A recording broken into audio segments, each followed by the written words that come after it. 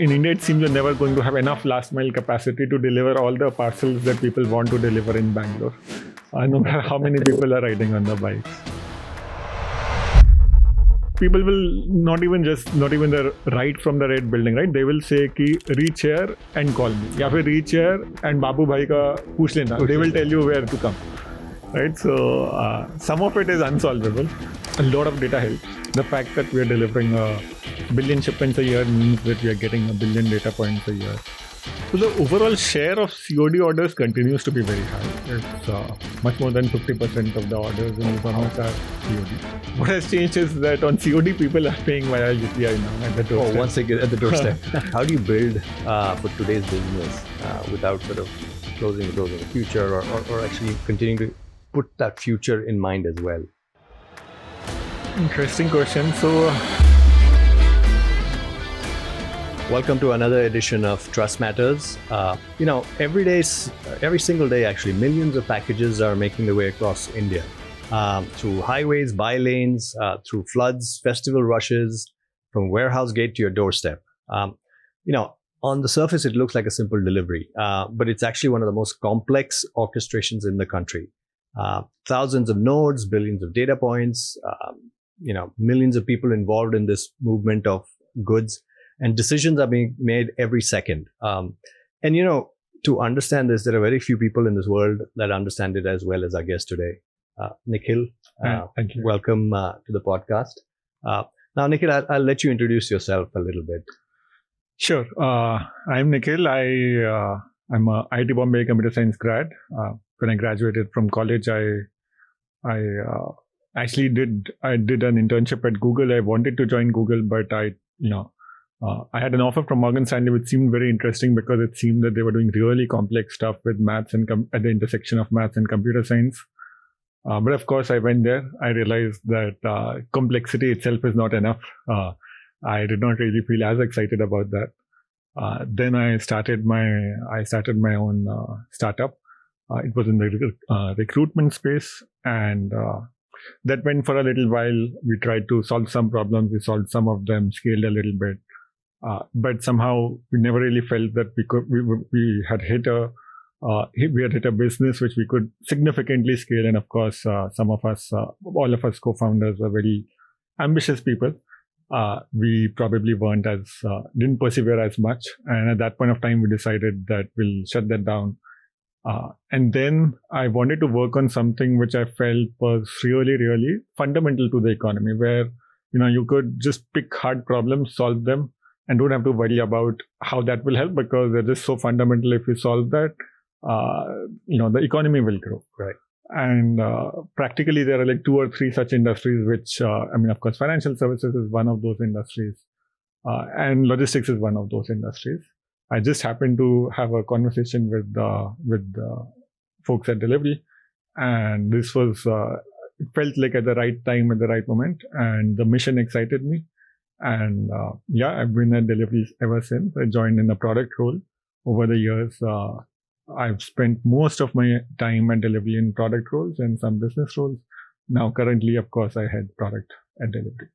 Yeah, I think it's a phenomenal growth story as well for Delhivery, but also of course, it's interesting seeing your journey coming in from sort of trying to solve a complex problem. And I think you landed right at the sweet spot because this is as complex as it gets, especially in India. In the context of India, it's even more complex. Yeah.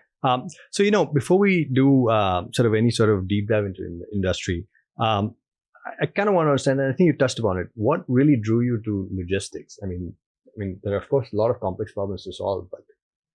Yeah, as I said, there are 2 key things. One was I wanted to work on a problem where I felt technology will play a role now and will continue to play a role in the future.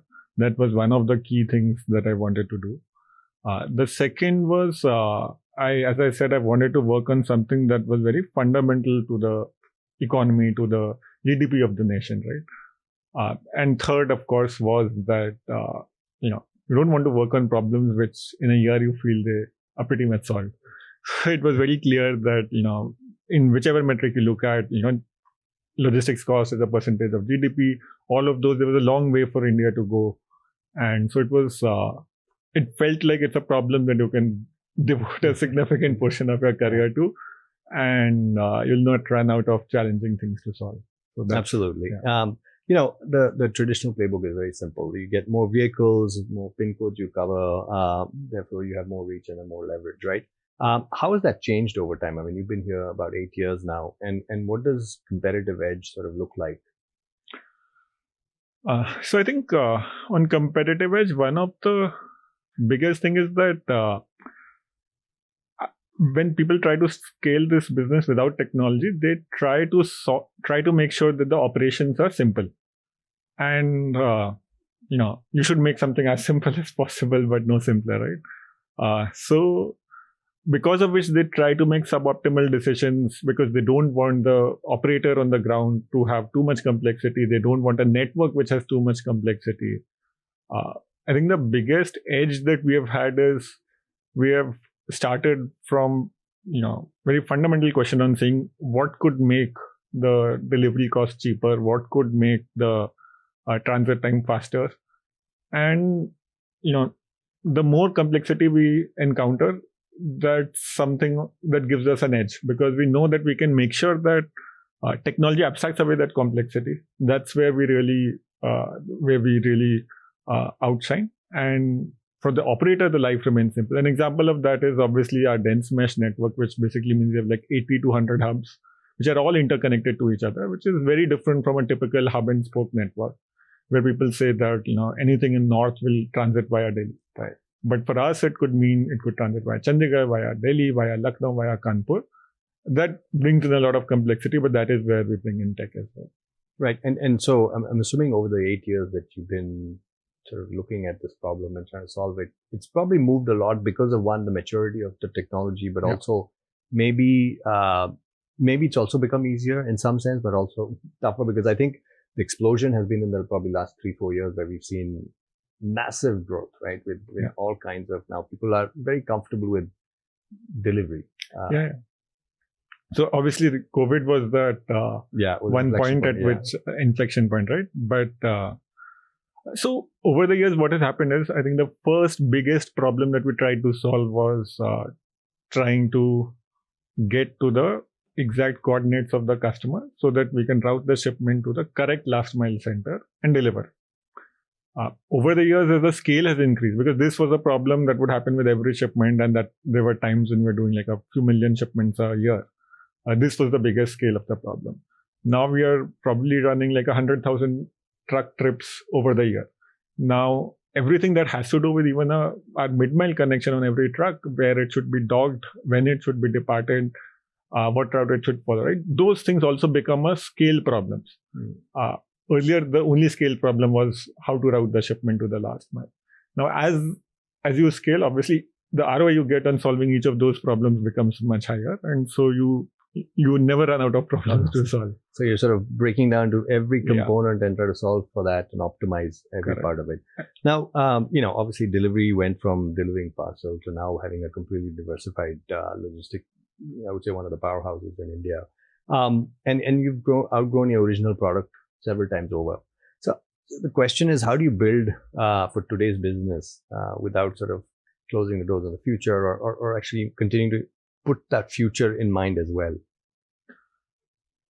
Interesting question. So when we launched our PTL business as an example, we started with the exact same stack. Our idea was that parcel is a parcel, whether you're moving a pen drive or you're moving a consignment for, let's say, the biggest auto manufacturer of the country. You still have to move it, move it to a first mile center, cross-dock facility. It has to travel to the destination center. It has to go out and get delivered. So at least from technology standpoint, it's pretty much the same. Now, of course, over a period of time, we realized that there are more nuances. As an example, RTO is a standard thing within the e-commerce industry, but not so much in B2B business. Similarly, appointment delivery is a very standard thing in B2B deliveries, but it's not really something which is relevant in B2C. So over time, what we have tried to do is we've tried to, as we get exposed to more industries, more businesses, we try to figure out how our existing stack, our existing learnings from other businesses help us give an edge in this new business. And whatever the new businesses are, whatever we are doing there, how can we take those learnings back to our existing businesses and make sure that even there we get a competitive edge? I think it's just a matter of forcing ourselves to think that how do we apply learnings from each to the other. That's how we approach this. And is that something, for you, especially sitting in the product space, it probably gets even more interesting because every decision then becomes, sort of that lens to the future saying, well, am I making the right decision and will this close doors in the future, or is this going to let me keep expanding my business? Yeah, I mean, in product, obviously, it becomes a little easier because it's a centralized function in the sense, from a sales standpoint, we actually have the same learning across every function. But in product, because it's a relatively more, smaller centralized function, the learnings become faster. But yeah, it's certainly interesting. And it's also a part of the culture we've built, that has existed actually at Delhivery before I joined, where all of these things are fundamentally looked at, from first principles basis. Okay, fantastic. Now, conventional wisdom in operations says complexity is an enemy of the business, right? You simplify the network, you standardize everything, and make it easy to run. But the scale at which delivery is, and the spread that you have, and I think if I'm not mistaken, now you're international as well. So, so how do you approach complexity at a scale like this? So as I said, we try to embrace it. That's solving first is accepted. Yeah, it is going to be complex. Yeah, it is going to be complex, right? So there are. I mean, you're never. In India, it seems you're never going to have enough last mile capacity to deliver all the parcels that people want to deliver in Bangalore, no matter how many people are riding on the bikes. So that's just some part of it is just embrace that it is going to be complex. We, as an example, over a period of time have built very complex systems, first to route shipments to the correct center, then to route shipments to the correct rider, then to make sure that they are sequenced properly so the rider's productivity is high. But even after getting all of those productivity gains and everything, the last mile capacity of people who are going out and delivering shipments has not been sufficient. Then we invested on obviously figuring out how we can leverage product and these product and marketing initiatives to scale the last mile capacity, which helped a lot. But then that is still not sufficient. So over a period of time, we ended up building out those self-regulating systems which decide at any point of time from any client how much volume can we take without impacting our service quality, without impacting all the other clients. So I think the point I'm trying to get across is that it's one simple problem and we've tried to solve it in multiple ways, every solution adding up, but it's still a problem that probably deserves even more attention and more work. Right. This is just one example, of course, that happens across the board. Yeah, no, absolutely. And I think as I hear you talking about it, I think it's more important for people who are listening to also appreciate the complexity that exists in and I say that because sometimes when you're ordering and you realize, oh, it's not going to get delivered in this time, and you sort of have that little sort of sad face. But I'm thinking, what goes behind it is so massively complex that now I think there'll be more appreciation to say it's okay if it's another extra day. I think that people having that expectation is what drives a lot of entrepreneurship in the country. That's true, though. I think yes, we are getting to the point where and quick commerce is even making it worse now. Well, here's obviously we'll talk about India and an Indian problem of the number of PIN codes we have and sort of very interesting address variations that we have, right? Take a left from that red building and you'll get there. So how do you build sort of precision on top of these kinds of challenges? So of course, a lot of data helps. The fact that we are delivering a billion shipments a year means that we are getting a billion data points a year. So that is certainly something that has helped. Every shipment that we deliver, we know the person we are delivering to, we know the address we are delivering to. And then, of course, over a period of time, this is an area that we've been investing in, I think, since a few years before I joined. So around 15 odd years now, I think. 13 to 14 years, like 2 years into our, when Delhivery started, we started working on this problem. So it's a hard problem. It's actually one of the areas which we have spoken the most about, because people will not even the right from the red building, right? They will say ki reach here and call me, या फिर reach here and Babu bhai का पूछ लेना. They will tell you where to come, right? So some of it is unsolvable. Right. But yeah, most of it is, we try to break up the address, find all of those points of interest, and figure out as specific as we can get on the geocoding. Just maybe just an interesting thought. Does the industry share data around this, or is it still pretty siloed in the sense that there are a couple of other large logistics players in the industry? Is it sort of like, hey, this is a reachable data point, let's all lock it in as at least we know that, or is it still a little fragmented in that sense? So it is fragmented, I would say. A large part of it is because these pipelines are fairly sort of tight in the sense that it's an integrated solution all the way from the app that the person who is going and making the delivery uses to obviously our geocoding engine, which runs even right at the beginning of as soon as the shipment is manifested, right? And I think to some extent, it's also a matter of it does give a comparative edge in the service quality. And so it's not a thing that normally people will come out and start sharing of their own accord. Yeah, fair enough. I think, and I've seen this across, I think, all industries now. Having talked about, even financial services where fraud is a big challenge, and I'm sure it's in the logistics world as well. It is. I think there is still some work to be done to bring the industry bodies together to say, at least there should be a common fraud risk database, maybe. Now that brings me to the question of trust, right? Yeah.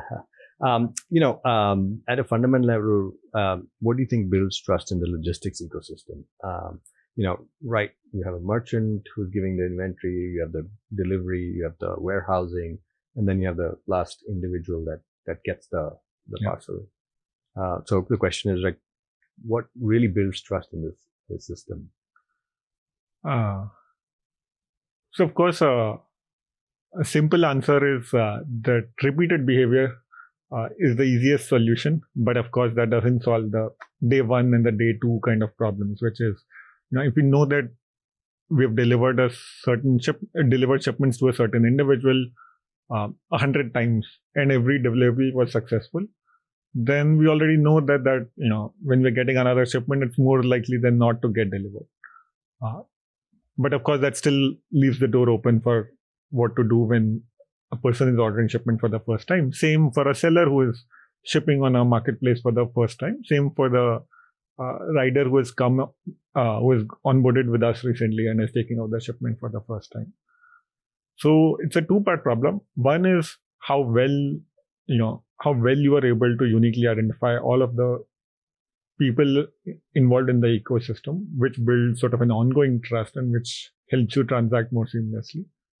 Then is the question of day zero trust, where I think despite the best efforts, finally it comes down to trying to do some sort of various KYC verifications as much as you can, be it, let's say, a credit score for giving out credit to our customers, be it some fraud checks for the drivers we onboard to deliver shipments, or pretty much that is it. Yeah, so it's a combination of, you're saying, sort of do what you can to identify risk up front, but then over time build the relationship and the patterns. Correct. I'm assuming you also do then, having a billion deliveries. Are you in the process of building, or have you thought about building maybe a fraud sort of a modeling engine? And I'm sure you do. I'm just very curious about it. That solves you, at least helps you predict or get a sense that, we need to do something additional on top of what we're doing just for this particular delivery or this location. Correct. Obviously, returns are a bigger problem where more fraud happens. And yes, over there we have built out, in fact, we have two different models which help us identify which deliveries that we are picking up are likely to be fraud, mostly because of historical behavior in that specific region, or specific type of shipment, or specific individuals in some case, right? And then the second part of it is, this entire returns thing is actually very interesting because what's happening is that a seller on a marketplace ships an item. Consignee receives that item. They say that they want to return the item. Now, the number of reasons could be any. They could even say that I'm returning this item because it wasn't the same as what I ordered. And as soon as that happens, you have no data point again, no reference point against which you're evaluating when you're picking those shipments up, right? So that is the place where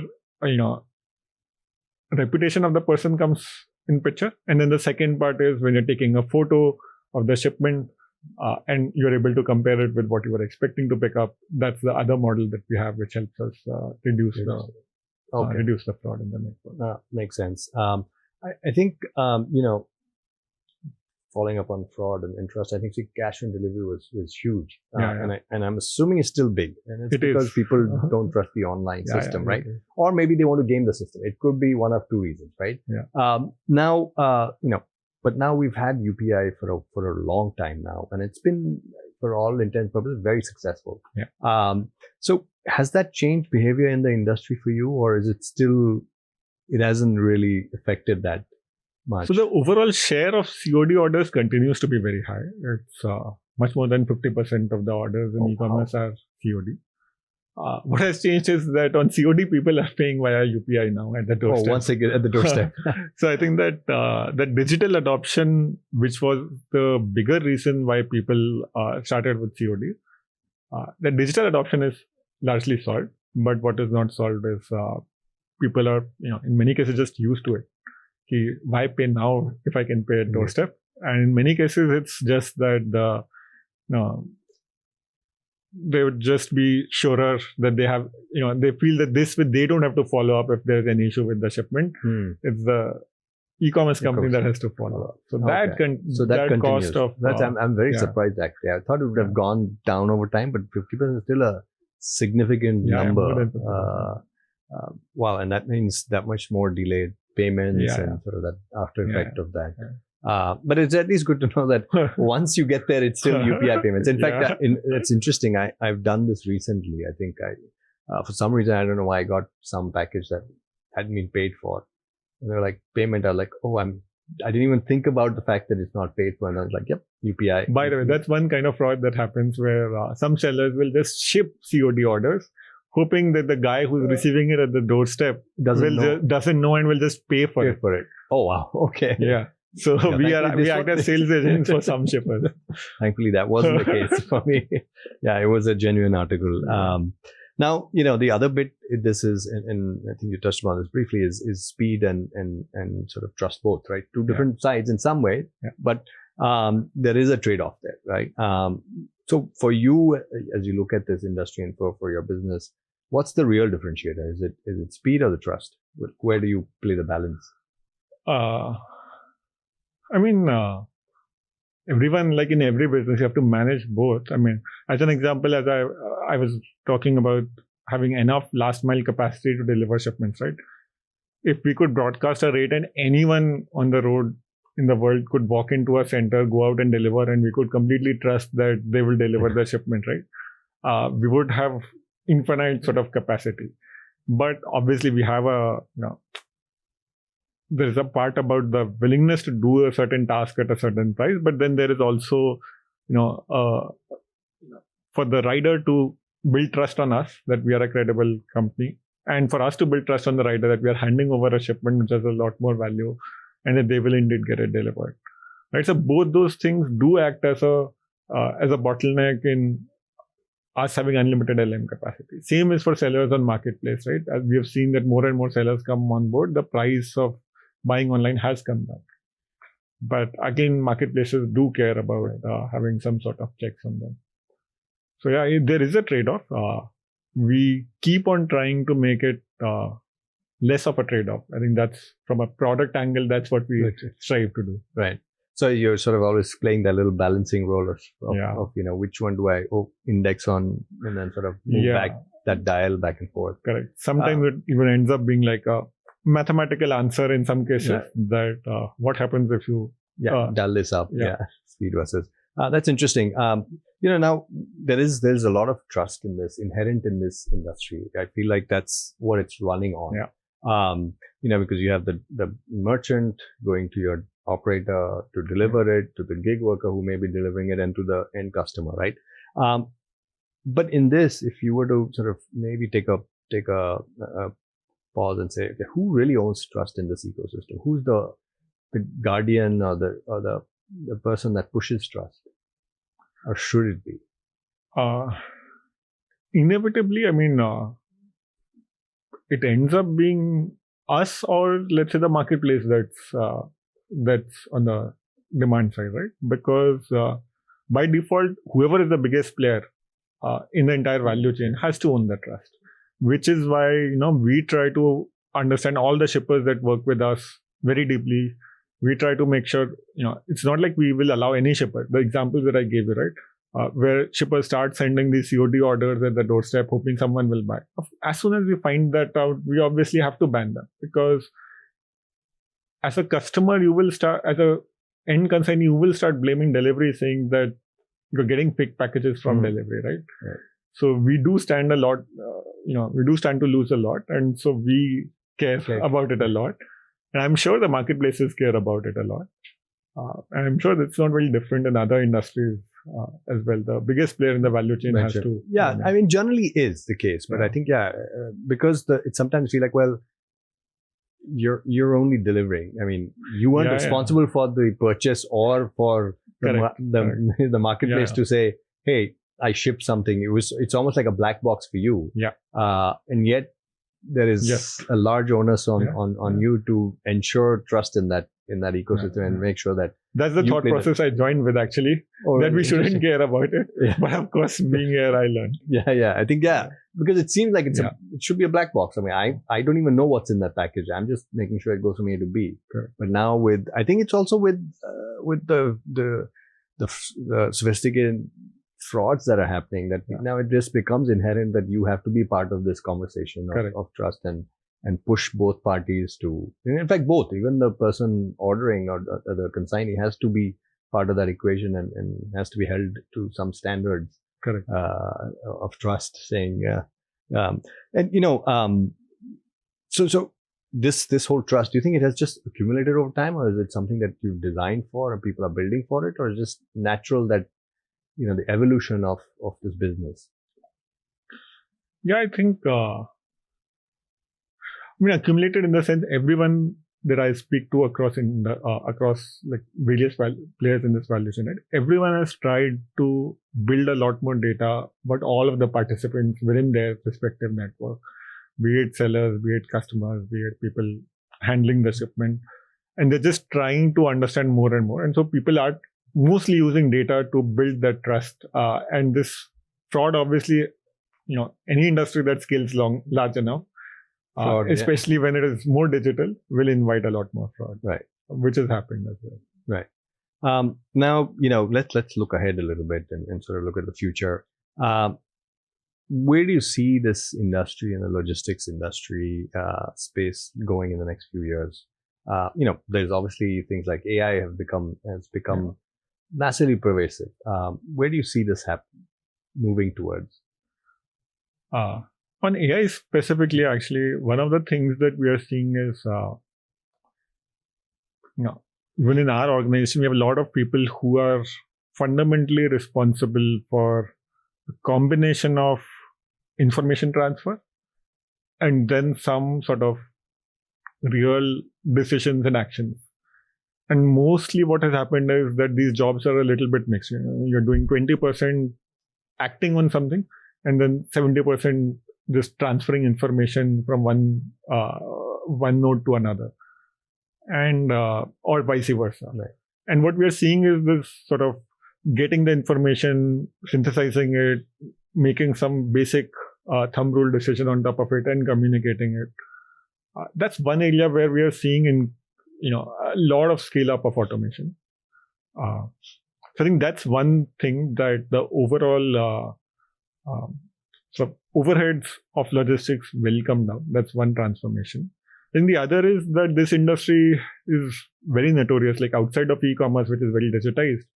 The rest of the logistics industry is very notorious for still having a lot of these, documents, invoice copies, challan copies, etc.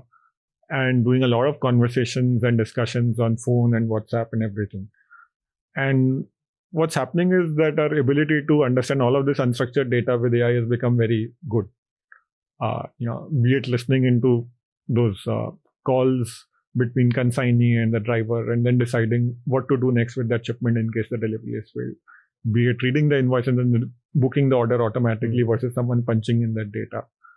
So there are a lot of these pockets of unstructured data understanding, and then managing communications across a wide number of stakeholders. Those are the two areas where we're seeing a lot of leverage coming from AI. I think that will continue.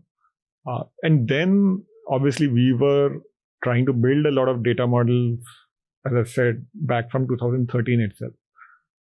There what we have seen is that it just supercharges the amount of data that you need for some of these models. With Gen AI has significantly reduced. The training has become much more effective. So that's the other area where we've benefited from this. Yeah, fair. I think we're seeing the same thing across industries. I think one, obviously, the ability to throw in data and get some information out of it, which earlier would be a sort of a long process to say, hey, how much do we need? We have only so much space. Computing is a problem. Figuring these things out. Computing and cost is still a problem.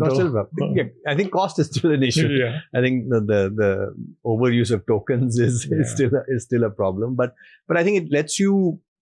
I think also when you mentioned earlier, right? You disaggregate the whole flow, let's say, and you pick areas, and you can actually then pointedly look at certain areas and say, okay, let me apply intelligence here and see if I can fix this. Then you sort of move on to the next leg and the next leg. So at least it gives you that ability to, and this is fast. I mean, I don't think now we're talking, a couple of weeks, not months of trying to figure it out, which I think has been the big leverage that AI has given pretty much everyone in the industry. I think the last question I would have is people getting into this space, either as product managers or generally thinking about the space. Like you said, there is still a lot of work to be done. And sounds like there's still opportunities for other players to step in and say, hey, there's lots of space left. There's more deliveries than more demand, I should say, than we can handle. What advice would you give them? I think first is, of course, delivery is a wonderful place to come and build those solutions. But that aside, I think a lot of people are working at some thin software layer, which, let's say, provide some sort of aggregation on top of it, some basic intelligence on top of it, building some workflow automation. I think that space is, I think that adds value, but I think that space is a lot more overcrowded, and there are very few people who are trying to solve very sort of, fundamental kind of problems, right? I mean, even in India, if you see now, the various states have started putting in rules around higher minimum wage and higher labor cost. One of the things that will be likely an outcome of this is that in warehouses and these cross-dock facilities, we'll see a lot more automation. But I think, obviously we are doing some work there. There are other companies that we've invested in who are doing work there. But I think there's a lot more work to be done on what is the most cost-effective automation that we can deploy in logistics. That's one area, certainly. I think the other is, I think the only big advice would be that you have to get your hands dirty to do well in logistics. I think that's one of the key things that we make sure when we hire in product and in deliveries, that we want people who are willing to spend time doing deliveries. Everyone in the senior leadership as well as senior product leadership, even junior folks, would have gone out and delivered at least 500 to 1,000 parcels in their lifetime, if not more. So I think that understanding is really important. And that would be the big advice, that you have to get your hands dirty and move away from those just thin software. Right. No, I think that's a very good piece of advice, because I think a lot of times in product, people, forget that that's one of the ways to learn the challenges of the system and to identify pain points for your customers where you can really sit down and solve for it. One last question I have, and I think maybe it's a two-part. One is, if we were to contrast sort of what's happening in India in the logistics space with, let's say, maybe a more mature market like the US, is there is there a large difference, or have we actually gotten ahead of them because of just the complexity we deal with? So I think on some parts, because as you said, let's say the last mile problems that we have in India, I think we are ahead in the sense that our ability to geocode, which is not a problem there at all, is much better. So if you were to take our solution to another country with poor addressing system, and players in US were to take their solution there, we would still be much ahead. And when I say we, it's not just Delhivery, even some other players as well. In the part where the road network is now getting better, which is a core part of the overall logistics cost, of course. And I think the third would be, as I was saying, around automation. They have had, by virtue of having a much higher labor cost, they've invested in automation a lot more. And they've iterated and improved a lot more. In India, I think that has not happened. We have tried to stay ahead of the curve, but again, not at the same level as what's happening in the more developed Western countries, of course. I think that's one area where we need to catch up. Right. But I feel like that gap is narrowing. I think. A company like yours are investing heavily in technology and tech enablement of all of this services. And we see with a lot of our customers that all of them are investing very heavily in this, because I think it's a cost, but it's also sort of efficiency cost, and it's not about reducing labor. It's more about doing more with what they have already. Correct. Beyond a certain point, the service quality depends on how much of your supply chain is sort of automated, right? Because the precision, of course, significantly goes up. And of course, we've been at the forefront, and the important part there is, when in India you are doing automation, you have to be a lot more price sensitive. Yes. That's true. Nikhil, this will be absolutely the last question. When are we going to get to see drones delivering stuff? And are you guys working on it? We are working on it. We have made test deliveries, but I think end customer deliveries are not going to happen anytime soon. I think, at least from us. What we are working on though, is moving shipments from some of our facilities to our facility, with the intra-city movement between what we call as IPCs and the DCs. DCs are the last mile from where we deliver. Those are the things we are trialing. We've done some partnerships on disaster-stricken areas where we have worked with government and tried to deploy this and to provide aid to areas which are not reachable. But I don't think we're close to commercial deliveries. Fair enough. Thank you so much, Nikhil. It's been an absolute pleasure, and it's been great to get sort of insights into the industry from someone who's been seeing it for such a long time and building solutions around this. So thank you so much, and really appreciate your time on. Thank you. It was wonderful talking to you.